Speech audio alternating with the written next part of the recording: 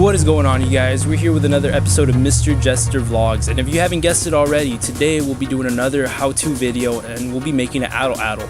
Now, addle is a really interesting weapon. It's a spear mounted on a little stick that you can launch it, sort of like a baseball. They're really similar.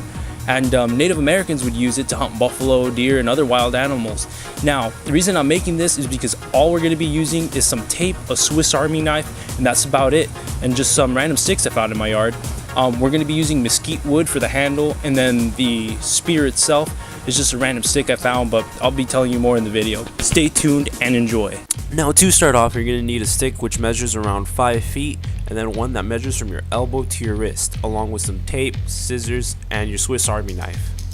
Now, take your Swiss Army knife and extend the blade that is used to cut wood. You'll see the big jagged teeth on there. Now, you're going to want to cut all the little nubs off the branch. This will make it more aerodynamic and a bit easier to shave off the tree bark when we get to that point later in the build. This process can be a bit time consuming, so make sure to take it from both sides, but it's very important that you don't ever cut towards yourself. If not, this happens right here. Yeah, it was painful. Always use your body mechanics to the best advantage. Try to get the blade at different angles if you're having trouble cutting the wood, and as you can see here, I'm using the branches as levers, so I don't really have to do much work but keep the knife in place while it does the cutting. So we're going to change blades right now to the one with the little teeth at the bottom. It looks more like a general purpose knife, right? And those little teeth, as you can see there, will help us whittle or shave the tree bark right off our branch.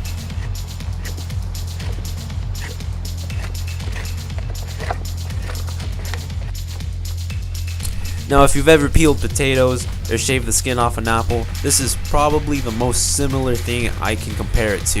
If you've done one of those two, this is going to be a walk in the park, trust me. Now, once your stick is fully naked, you're going to want to go ahead and give it a nice sharp point on the end. That way it can penetrate our targets and have no problem soaring through the air. Take your tape and measure it out to about 8 inches. And go ahead and cut with those scissors. Line the tape up about 1 inch from the end, but don't anchor it down completely. And then take another piece of tape and do the same to the other side, making one fin. You're going to want to make 3 of these, each at about 60-degree angle, approximately 1 inch from the end. Take your safety scissors and cut the fins to your desired shape. Then, to make sure these things don't fall off, we're going to take some electrical tape and wrap them around the end, completing the spear portion of our build.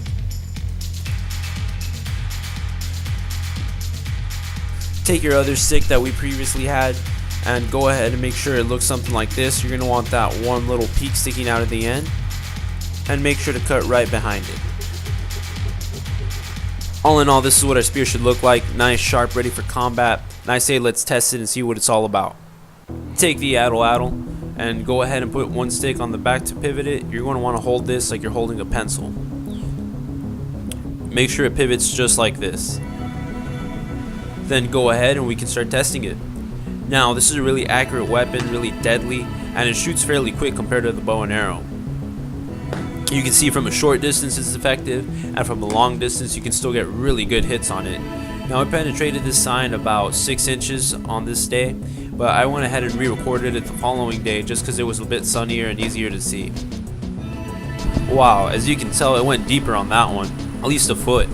Now, let's see what this could do to a body. Just kidding, but this is about how deep it could go into my body. Now, a big downside is that I didn't use an arrowhead at the end, so you can see how blunt it was after multiple uses of hitting the sign. Now, if you haven't seen my bow build, you should go ahead and watch it. I'll put the link in the description below. But this thing is powerful and deadly. I mean, that thing went in deep, and the cardboard compared to human skin, I mean, I don't know if it's a valid comparison, but it can do a lot of damage, a lot more than that bow and arrow. But I would say a bow and arrow is a more effective weapon. By the way, my hair is all over the place because it's really windy outside. So to end the video, guys, I hope you all liked it. Be sure to like, comment, subscribe if you like our content, and we'll be coming up with a lot more interesting stuff soon. Trust me, I got things lined up. Until next time, I'll see y'all later.